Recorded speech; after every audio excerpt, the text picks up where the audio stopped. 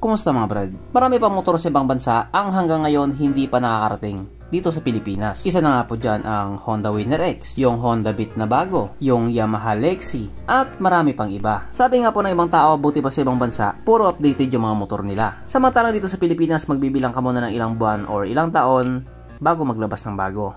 Pero siguro isa sa mga dahilan kung bakit matagal maglabas dito ng bago, matagal din daw kasi magbayad ang mga tao. Quits lang.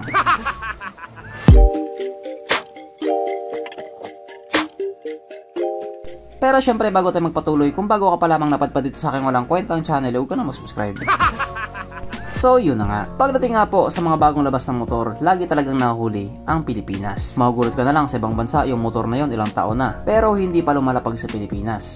At isa na nga po sa mga motor na yon walang iba kundi itong Yamaha Limi 125. Matagal na siya sa Taiwan pero hindi pa lumalapag sa Pilipinas. Or baka nga siguro hindi na talaga lalapag. Para nga po doon sa mga hindi nakakalam, 2017 pa lang po ginawa ang motor na ito. At noong mga panahon na yon, hindi pa po siya 125, 115cc pa lang po siya, na nilabas na nga po sa Taiwan. At makalipas ang ilang taon, nag-upgrade siya bilang 125cc. Kaso lang hindi pa rin talaga nilabas sa Pilipinas. Kung titignan mo nga po ang itsura sa motor na ito, medyo kakaiba talaga siya. Siguro kung makikita ka ng mga ganitong itsura dito sa atin, e-bike pa. Sabi nga nila, napag-iiwanan na daw tayo. Hindi kasi sumama. Sa ibang bansa nga po, masabi talaga nating advance sila. Kada taon, naglalabas sila ng bago. Tapos, yung pinaglumaan naman nila, ilalabas sa Pilipinas. Oo, ang Pilipinas, mahal ang bigas. Pero kahit nga po, malabo pa sa ngayon, ilabas ang motor na ito dito sa atin. Pag-usapan pa rin natin kung ano bang meron sa kanya at kung gaano nga ba talaga siya kaganda. So, ito nga po ang Yamaha Limi 125 na mayroong 125 cubic centimeter engine displacement, 4-stroke single cylinder,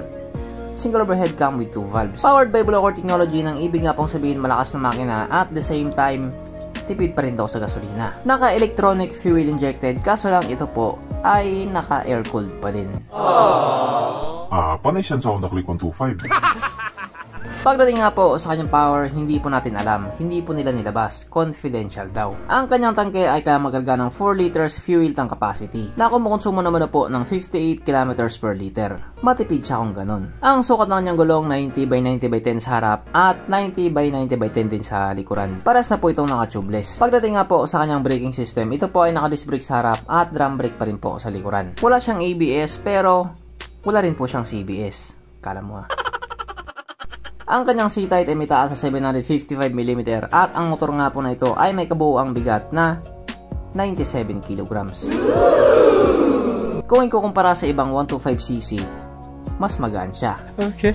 Mapunta naman po tayo sa iba pa niyang mga features. So, ang mga ilaw nga po sa motor na ito, naka-LED na po, maliban lang sa kanyang mga signal lights. Yung headlight niya, simple lang ang pagkakadesign. Pero kung titignan mo siya mabuti, mukhang hindi rin siya simple. O diba ang gulo? Ang kanyang gauge panel, syempre ito po ay naka-digital at naka-naked handlebar na po ito. Kaso lang katulad nga po sa mga bagong labas na motor ngayon, wala na po itong kickstart. Nako, yan pa naman ang hinahanap ng mga taong walang pambili.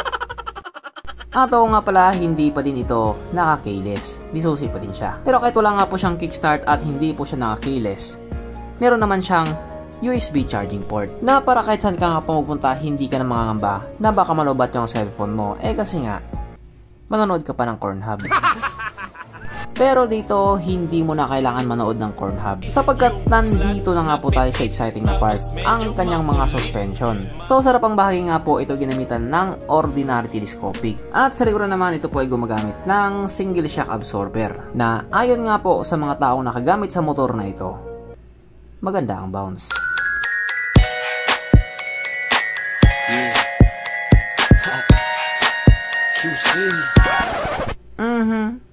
Panigurado. Wala na namang nalungkot.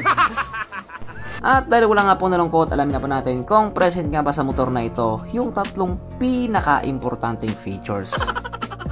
So, una na nga po dito ang kanyang lagayan ng istalyon at kitang-kita naman mga brad. Meron siyang ganon. Meron siyang lagayan ng istalyon. Pangalawa, meron din po siyang sabitan ng pulutan. At oras na nga po para sa ating Red Horse Check, ang pinaka-importanting feature sa isang motor. At ayon nga po sa aking masusing pag-aanalisa, ang motor na ito ay kaya magkarga ng 2 kahong Red Horse at kasya pa isang kahon sa kanyang underseat compartment.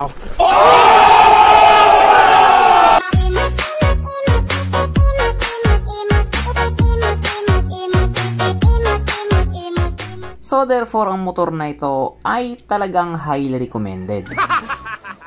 Pagdating naman po sa presyo sa motor na ito, ito po ay nagkakalaga ng 82,000 New Taiwan dollar na kung i-convert nga po natin into Philippine peso, ito po ay papatak ng 144,000 pesos. Yun lang. Pero syempre yun lang naman po ay presyo sa Taiwan. Kapag dinala yan sa Pilipinas, panigurado mag-iiba din ang presyo niyan. Ang tanong na lang kung ilalabas ba yan dito sa Pilipinas. Yun lang. So hanggang dito na lang muna mga brad. Kung may gustong sabihin or gustong idagdag doon sa mga sinabi ko, mag-comment ka na lamang sa baba. Okay, bye.